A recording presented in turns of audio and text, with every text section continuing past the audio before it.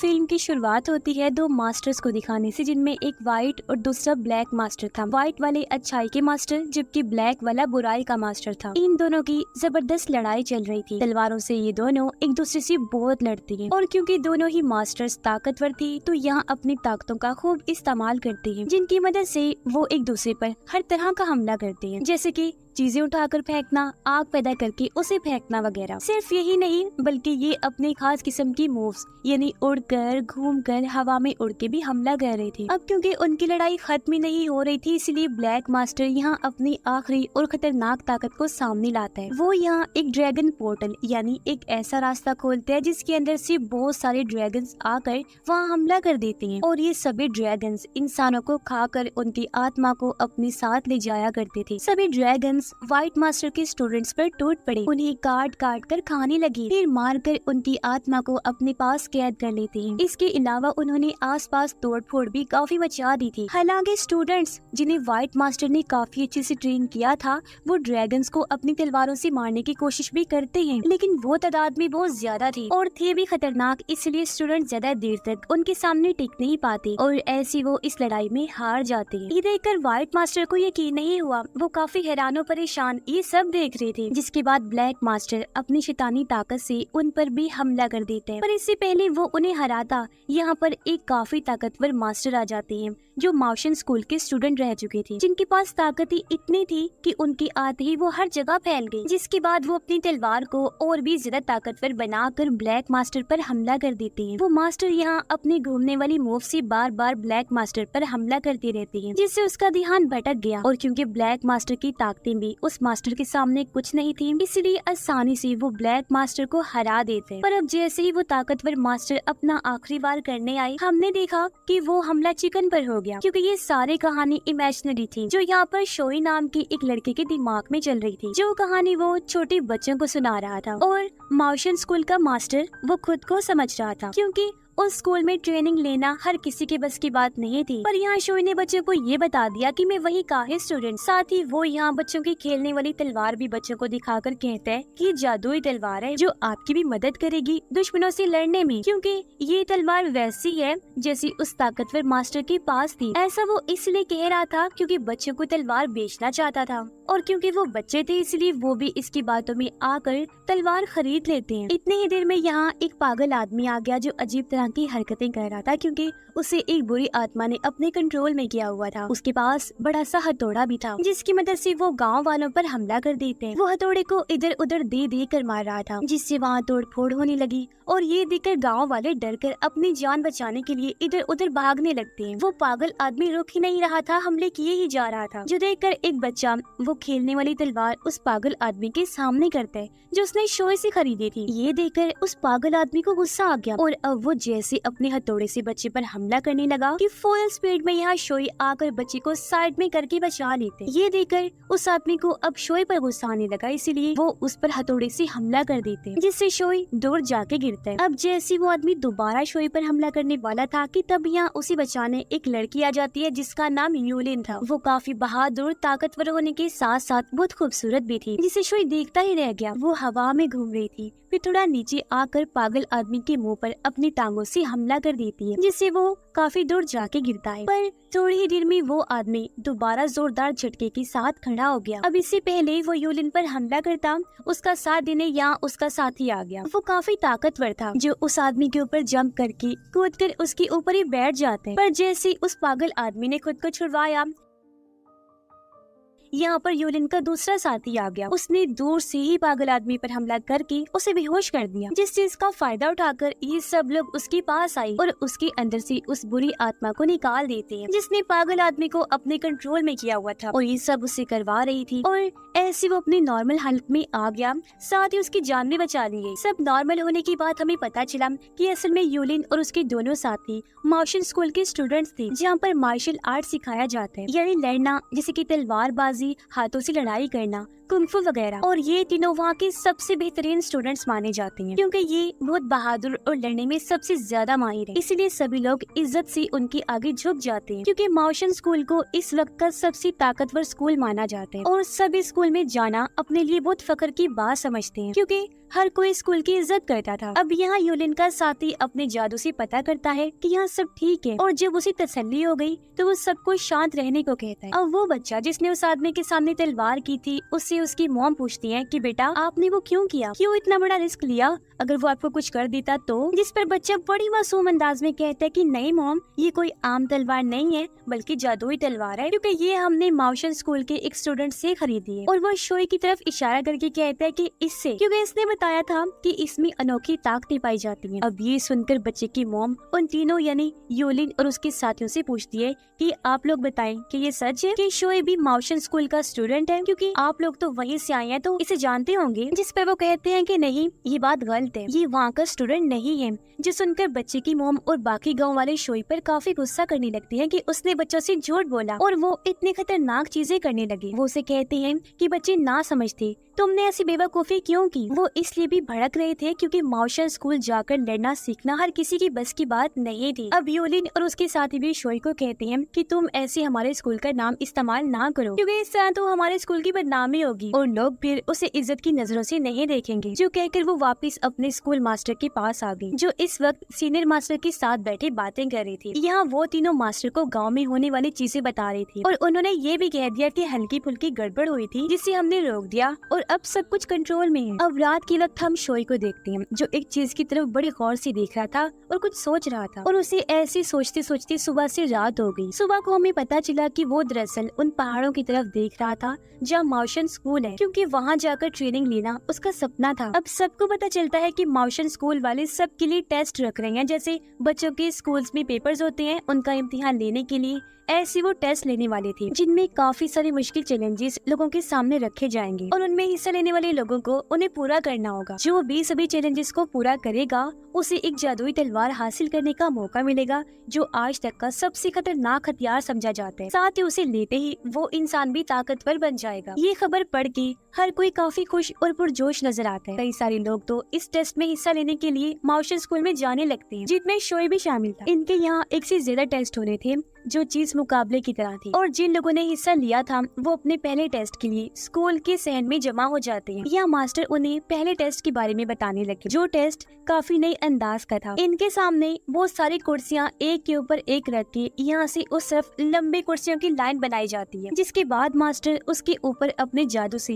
एक मुश्किल पोर्टल रास्ता बना देते हैं। अब होगा ये कि इन लोगों को कुर्सियों के ऊपर चढ़ के पोर्टल के पास आना होगा, जहाँ पर ये लोग जैसे पोर्टल के अंदर जाने लगेंगे इन्हें इनकी जिंदगी का तकलीफदेह वक्त दिखाया जाएगा, जिससे यहाँ इनके दिमाग और जज्बात का टेस्ट होगा कि वो किस कदर खुद को काबू कर सकते हैं, और फिर उस बुरे वक्त को बुलाकर पोर्टल से होकर उस पार जाना है और ये टेस्ट में पास हो जाएंगे। अब कुछ लोगों को ये टेस्ट काफी आसान लग रहा था, इसलिए वो ये करने को फौरन तैयार थे। एक एक करके कुछ लोग ऊपर तो चढ़ गए, लेकिन जैसे पोर्टल के पास आए अपने जज्बात पर काबू नहीं कर सके, वो जज्बाती हो गई, तो ध्यान भटकने की वजह से वो पोर्टल को पार नहीं कर पाती, नीचे गिर जाती हैं। और ऐसे कई सारे लोग इस टेस्ट में फेल हो गए, जबकि कुछ पोर्टल को पार करके दूसरी तरफ जाने में कामयाब रहे। अब बारी थी शोई की, जिसने अभी टेबल पर पैर रखा ही था कि वो स्लिप हो गया, लेकिन गिरने से पहले उसने खुद को बचा लिया। अब देखने से वो बिल्कुल यहाँ का स्टूडेंट नहीं लग रहा था और साफ दिखाई दे रहा था कि वो इस टेस्ट को पास नहीं कर पाएगा, इसलिए किसी को भी उससे उम्मीद नहीं थी। लेकिन जब उसने आसपास देखा कि लोग मुझ पर हंस रहे हैं तो उसने हिम्मत दिखाई और वो कुर्सियों पर चढ़ना शुरू कर देते। जैसे तैसे वो पोर्टल के पास आ ही गया, पर अब जैसे उसे पार करने लगा उसे ये ख्याल आया कि लोग मुझे चारों तरफ से घिरकर तंग और परेशान कर रहे हैं, मुझ पर हंस रहे हैं और मुझे इस बात के ताने दिए जा रहे हैं कि मैं कभी माउशन स्कूल का स्टूडेंट नहीं बन सकता। अब ये वक्त वाकई उसके लिए तकलीफ दे था, जो उसे हराने पर मजबूर कर रहा था, क्योंकि तभी शोई की पैरों की पकड़ कमजोर हो गई और वो नीचे गिरने वाला हो गया। वो गिरने ही लगा था कि कुर्सी पकड़ के वापस जैसे तैसे ऊपर आ ही गया और अब पूरे हौसले के साथ वो पोर्टल को तोड़ता हुआ उस पार आ जाते और इस तरह उसने ये टेस्ट पास कर लिया। अब शोई को उन लोगों के साथ खड़ा कर दिया जाता है जो इस टेस्ट में कामयाब हुए थे, जो उसे मिलाकर 3 लोग थे। कुछ और टेस्ट लेने के बाद इन्हें फाइनल यानी आखिरी टेस्ट के लिए अंदर ले जाया जाता है। इनका ये टेस्ट सिंपल था, इन्हें बस वो जादुई तलवार निकालनी थी, पर ये चीज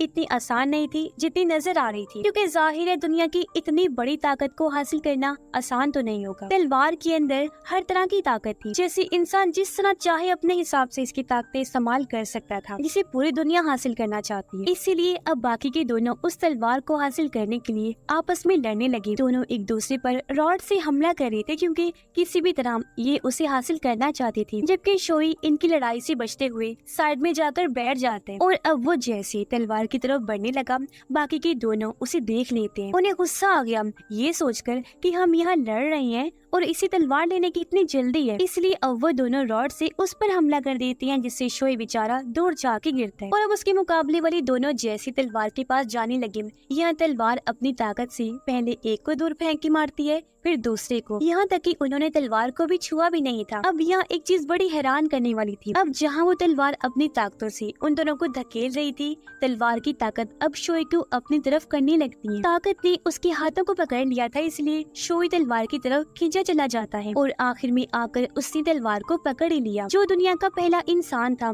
कि उसने तलवार को हाथ लगाया, क्योंकि आज तक ऐसा कोई नहीं कर पाया था, और वो ऐसी तलवार को पकड़ के हवा में लहराने लगा। ये देखकर सभी काफी हैरान रह गए कि शोई के पास कोई ताकत भी नहीं है, ये आम सा इंसान है और आज इसने उस जादुई ताकतों वाली तलवार को पकड़ लिया। जो देखकर सीनियर मास्टर यहाँ ऐलान करते हैं कि शोई ने इस टेस्ट को पास कर लिया है और आज से ये तलवार इसी की है, इसकी सारी ताकतें अब से शोई ही इस्तेमाल कर सकता है। पर सीनियर मास्टर के इस फैसले पर मास्टर और बाकी स्टूडेंट्स नाखुश थे और इस फैसले की मुखालफत करती हैं। इसलिए मास्टर सीनियर मास्टर के पास जाकर कहते हैं कि जो फैसला आपने सुनाया है वो ठीक नहीं है, क्योंकि शोई उस तलवार को इस्तेमाल करने के काबिल नहीं। मैं आपको कैसे समझाऊं कि वो तलवार किस कदर ताकतवर है जिसकी ताकतें शोई इस्तेमाल नहीं कर सकता। जिस पर ग्रैंड मास्टर कहती है कि मैंने ठीक फैसला सुनाया है, जिस पर मैं पक्का हूँ, इसे वापस नहीं ले सकता, और यही गॉड और हेवन यानी जन्नत के लोगों की भी मर्जी है। बस अब तुम्हें शोई पर भरोसा करना है, क्योंकि मैं उसकी खूबियों को पहचान गया हूँ। ये कहकर सीनियर मास्टर वहाँ से चले गए, जिनके बाद मास्टर अपने सबसे बेहतरीन स्टूडेंट्स को बुलाते हैं, जिनमें उनके साथ शोई भी आ जाता है। ये देखकर मास्टर उसे अपनी ताकत से पीछे धकेल देते हैं, क्योंकि वो सोच रहे थे कि तलवार हासिल करने में, इस टेस्ट को पास करने में इसकी बस किस्मत चली है, क्योंकि जब तलवार ने इसे अपनी तरफ किया था तब पीछे भी फेंका था। इसलिए वो शोई को स्कूल से जाने का कहते हैं, जिस पर वो कहता है कि नहीं,